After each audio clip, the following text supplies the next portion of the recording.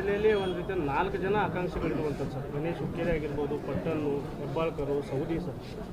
Mathesh Kaujalgi senior ಇವರೆಲ್ಲ ಹಾಂ sir. Senior ಇದ್ದಾರೆ. ನೋಡೋಣ, ಹೈಕಮಾಂಡ್ ಆಳೋದು ತೂಗಿ ಮಾಡ್ತಾರೆ. ಯಾರಿಗೆ ಕೊಡಬೇಕು ಯಾರಿಗೆ ಬಿಡಬೇಕು ಅನ್ನೋದು ನಿರ್ಧಾರ ಮಾಡ್ತಾರೆ. ಇನ್ನು ಎಷ್ಟು ಖಾತೆ ಬೆಳಗಾವಿಗೆ ಬರೋ ನಿರೀಕ್ಷೆ ಇದೆ ಸರ್? ಒಂದಂತಿ ಕೊಡಲೇಬೇಕು, ಕಂಪಲ್ಸರಿ ಕೊಡಲೇಬೇಕು.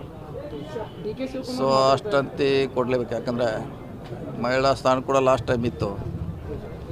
ಸೊ ಮಹಿಳಾ ಸ್ಥಾನ ಇನ್ನೊಂದು 9 ಅನಿವಾರ್ಯ ಇದೆ ಬೆಳಗಾಂ ಜಿಲ್ಲೆಗೆ. ಅದೇನು ವಿಶೇಷ ಏನು ಸರ್ ಹುಕ್ಕೇರಿ ಭೇಟಿ ಕೊಟ್ಟಿದ್ದಾರೆ ಸಚಿವರಾದ ಆದ ತಕ್ಷಣ ಏನು ಬರ್ತೀವಿ. ಇದು ಸಲ ಲೇಟಾಗಿದೆ ನಮ್ಮದು. 15 ಇಸ್ಕೊಂಡು ಬರಲೇಬೇಕು ನಾವು ಇಲ್ಲಿ. ಇದು ಹೆಡ್ ಕ್ವಾರ್ಟರ್ ನಮ್ಮ ಕಾನ್ಸ್ಟಿಟ್ಯೂನ್ಸಿ ಇದು. ಸೊ ಇದರಲ್ಲಿ ವಿಶೇಷ ಏನಿಲ್ಲ. 15 ಇಸ್ಕೊಂಡು ಬರ್ತೀವಿ. ಆ ರೀತಿ ಬಂದಿದ್ದೀವಿ. ನೋಡೋ ಗ್ಯಾಪ್ ಆಗಿತ್ತು 1 ತಿಂಗಳು. ಸೊ ಕಾರ್ಯಕರ್ತರ ಮತ್ತು ಸಾರ್ವಜನಿಕ ಅಹವಾಲುಗಳನ್ನು ಸ್ವೀಕಾರ ಮಾಡಲಿಕ್ಕೆ ಬಂದಿದ್ದೀವಿ. ಸರ್, KPCC ಅಧ್ಯಕ್ಷರಾಗ್ತೀರಿ ಅನ್ನೋ ನಿರೀಕ್ಷೆ ಇತ್ತು ಸರ್.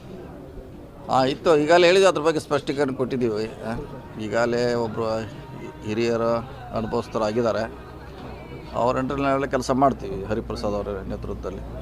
ಸರ್, ಪ್ರಮುಖವಾಗಿ ತಮ್ಮದು ಒಂದು ಫಾಲ್ಸ್ ಮೆಸೇಜ್ ಕೂಡ ಏನು ಸಾಮಾಜಿಕ ಮಾಧ್ಯಮ ಮುಗಿದೋಗ್ತದ. ಅದೇ 8 ದಿವಸ ಓಡಿಸೋರು ಒಂದು ಮುಗೀತಿ. ಈಗಾಗಲೇ ಹೇಳಿದ್ದಿ, ಎಲ್ಲ ಹೇಳಾಯಿತು. ಪೊಲೀಸ್ ಕಂಪ್ಲೇಂಟ್ ಆಯಿತು. ಅದಕ್ಕೆ ಯಾರು ಅವು ಇಲ್ಲ ಅಪ್ಪು ಇಲ್ಲ, ಯಾರು ವಾರಸದಾರ ಇಲ್ಲ. ಅದು ವಾರಸದವ್ರಿಗೆ ನೀವು ಇಷ್ಟು ಪ್ರಾಮುಖ್ಯತೆ ಕೊಟ್ಟರೆ ಹೆಂಗೆ? ಯಾರೂ ಮುಂದೆ ಬಂದಿಲ್ಲ.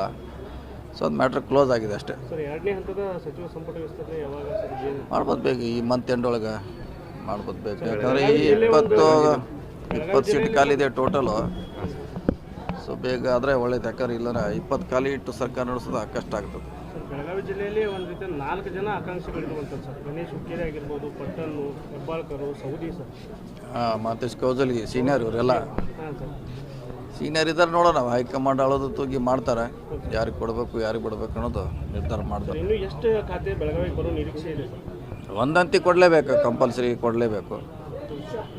ಸೊ ಅಷ್ಟಂತಿ ಕೊಡಲೇಬೇಕು. ಯಾಕಂದರೆ ಮಹಿಳಾ ಸ್ಥಾನ ಕೂಡ ಲಾಸ್ಟ್ ಟೈಮ್ ಇತ್ತು.